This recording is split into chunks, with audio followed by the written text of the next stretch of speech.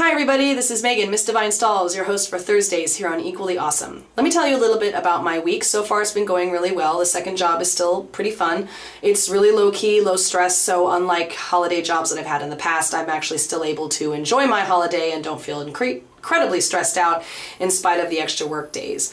It's also really fun. The people there are really fun, so I'm enjoying myself. And even though I haven't had a day off in 2 weeks, I'm not feeling too much of a damper on my holiday spirit. So thumbs up me. Winter. Your question was, could we trust someone who doesn't have a liking for animals? I honestly haven't met anyone who hasn't liked some kind of animal, even a household pet, bird, fish, dog, cat, whatever. But I am a working environmentalist. It's something that I'm very passionate about and something that I care very much about. So if they weren't giving me any trouble about the work that I do in that field, I don't see it as a problem. Other than that, if they were really sort of harassing me about, oh, it's so stupid and animals don't matter and this, I don't think I could continue the friendship or the relationship with them because that's just like annoying and obnoxious. But other than that, if they weren't giving me any problem, they can do their thing and I'll do mine and we'll be cool. Matthew, favorite movie that we watch over and over? The Usual Suspects. I've watched it a million times and I absolutely love it. But my favorite isn't a movie, it's actually a series, Strangers with Candy, particularly season 2. If you know what Strangers with Candy is, have ever watched it, have any sort of liking for that show, you are definitely a friend of mine because that show is awesome. And why is your ass the subject of conversation all the time? Because it's just so perky. Bob, second job of our choice, what would that be? I would love to work as an apprentice of puppetry at the Jim Henson Productions in New York City, which is still up and running, so don't leave comments saying, oh, Jim Henson's dead, whatever.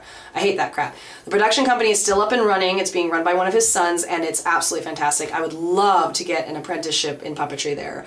If not that, something in animation or film, working a couple hours a day or something on a film set, doing lines or something, I don't know, whatever.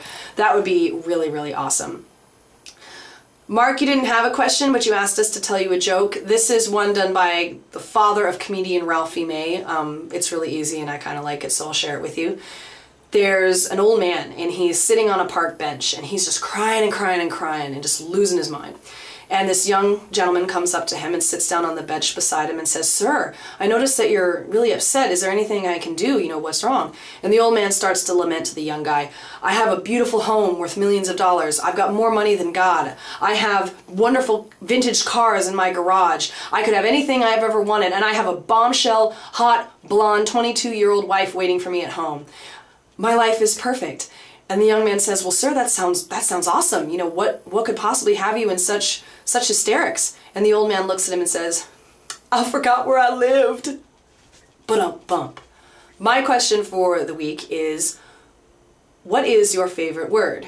My word is diathesis, particularly if you pair it with the word morbid diathesis, which means, as I understand it, any part of you that can be infected with love or with hope or with loss or pain, any part of your body or your anatomy that can be infected. Like if you have a broken heart, it feels like it's just dying inside of you. Whereas if you're totally overjoyed by something and life is going really well, your spirit and your joy just seems to be bursting forth in front of you. It's any part of your anatomy or your spirit or your body that can be infected with a physical reaction to an emotion. Again, this is as I understand it. Correct me if I'm completely off.